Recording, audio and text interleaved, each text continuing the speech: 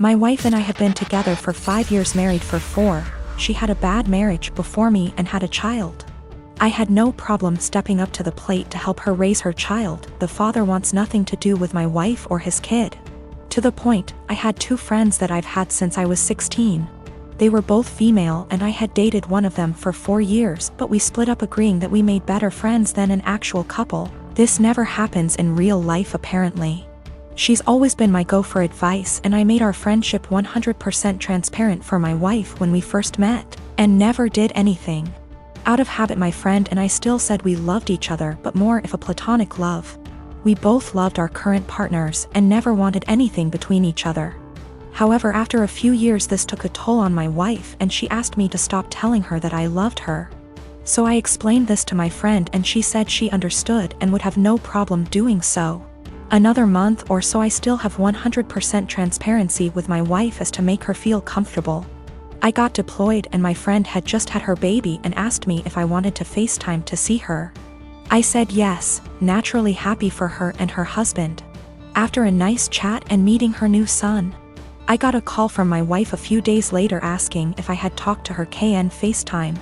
I told her that I had and why, also telling her what we had discussed. My wife then didn't talk to me the rest of my deployment. When I got home I explained that I was sorry it hurt her feelings and wanted to make things better. She told me to never talk to her again. I tried to explain that it was just a friendship and that neither of us wanted a relationship. My wife took it upon herself to call her and tell her that if she didn't stop talking to me forever that she would tell my friend's husband that we were having an affair. She did not tell me any of this. I quickly noticed she had blocked me on everything, including my number. I had no idea what happened, so I confronted my wife and she told me that she was certain I was cheating on her and that my friend and I were having an affair. She then told me that she had called her and only asked her to not talk to me anymore. I was slightly upset but stood by her decision and held no grudge. I feel like this event led to the breakdown of everything. She started to have no trust in anything I did, constantly going through my phone, and she would constantly lock her phone, or lock herself in the bathroom talking to someone on the phone. She started blaming her job for her unhappiness. I told her that I could pull extra hours at work if she wanted to quit to find a new one. She quickly quit her job and made no attempt to find work again. I was enlisted at the time. She said she hated that I was gone all the time, so I offered to go reserves to be with her more. She said that would fix it. So I got a civilian job that paid decent, but we had to move. The job is stressful and I'm not very fond of being a civilian. She has now come to the conclusion that I need to get out of the military and quit my civilian job, and we to move again, and that's the only way she'll be happy. I feel like I've given up everything for her to be happy. I'm trying to show her the logic that there is no way for us to survive if neither of us works. I love my wife and don't want a divorce, but I feel like she will never be happy and I'm not sure how to fix it. She blames everything on me and says that I'd be happier with someone else, or says she's leaving again. I'm currently deployed again, and the last week I was home she wouldn't talk to me or spend time with me and our daughter. She would lock herself in the bedroom all day. Then at night she would call me names and say I don't care about her and I never spend time with her. My husband Derek and I have been married for 3 years, together for 7 total. Several years ago, about 6 now, I guess, I worked closely with a male coworker, Paul, that Derek was never fond of. Paul and I never had an inappropriate relationship. Derek's jealousy wasn't completely out of nowhere. I get why he felt that way. Those couple years were a perfect storm of relationship stress. I was working long hours. We were living apart after trying and failing to move in together. Our relationship was still fairly new. And then you add in a handsome coworker I had to spend long hours with and saw more than my boyfriend at the time. Paul was the source of several fights. Again, we never did anything that wasn't completely kosher. Eventually I told Derek he needed to trust me and get over it, or we were going to have to break up. He said he would stop worrying, and for the most part things were good. When Paul transferred out of state a few months later, things were really good. There were no worries at all and our relationship has been amazingly strong ever since. This last weekend, my husband went out with a couple friends to some bars and a football game. When he came home, he was pretty wasted. We talked for a bit, and he mentioned how a friend of his had told him that he broke up with his girlfriend because she cheated on him.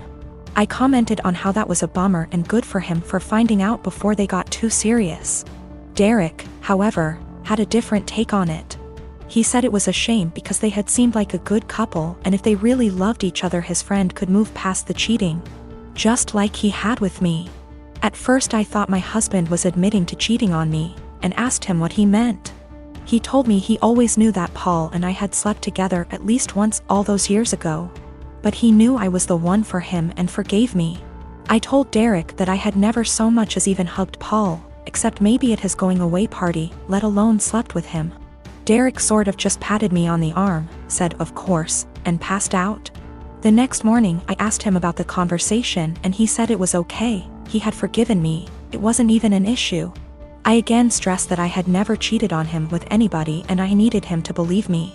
He sort of did the same, of course you didn't, babe wink thing again, and went to work. Every time I've tried to talk to him since, he won't hear me out. I'm this close to losing it with him. I need him to know that I never cheated, and I'm hurt that he thinks I would do something like that. What do I do? Do I just let him have this since it's not really hurting anything, or what? I don't want my own husband to think so little of me that he thinks I would cheat. That's not who I am. I have 3 fingers missing on my dominant hand. It's fine. I can type and everything and even manage to tie my shoelaces most days, and on the days I can't, that's the dyspraxia. However, I won't deny that it looks a bit odd to most people. I only have my 4th and 5th fingers, so my hand looks a bit like a child's drawing of a rabbit, and not a good one. I'm used to people asking about it, usually after staring for a good minute or 2, but I still find it annoying. I really don't get why you'd think it would be an okay thing to ask someone about, but hey, I wasn't raised in a barn. Usually I nip the questioning in the bud by just explaining the truth from the get-go, and assuming that enough people will gossip about it that the message will spread by the end of the day. It always does. Anyway, I started a new job about a month ago, and I honestly could not face going through that same cycle again. I felt like the time had come to not play into it anymore and to make something out of it, and I decided to make myself laugh. When the first new coworker asked about it, I completely lied and told her that I chewed them off as a baby. I then decided to tell the next person who asked that I cut them off with a plastic knife at a picnic. And the next person that I was born with 6 fingers and they removed too many, and so on. All genuinely ridiculous reasons, but I'm a good actor and they actually believed my stupid lies. I didn't expect them to, a plastic knife, through bone, but there you go. Maybe they just thought there's no way I'd lie about how I lost my fingers. Within about 3 days, I learned that my coworkers had been arguing about the actual reason, and it seems like a lot of them now actively dislike me for lying to them. I'm probably going to have to make some cupcakes over the weekend with my super cool 3D printed adaptive whisk to get back into their good books.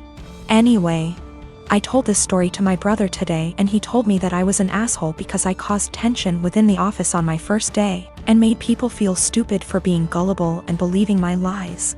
My argument is that I'm not the asshole because they were asking a rude, albeit common, question, and because I didn't do it with the intention of deceiving them.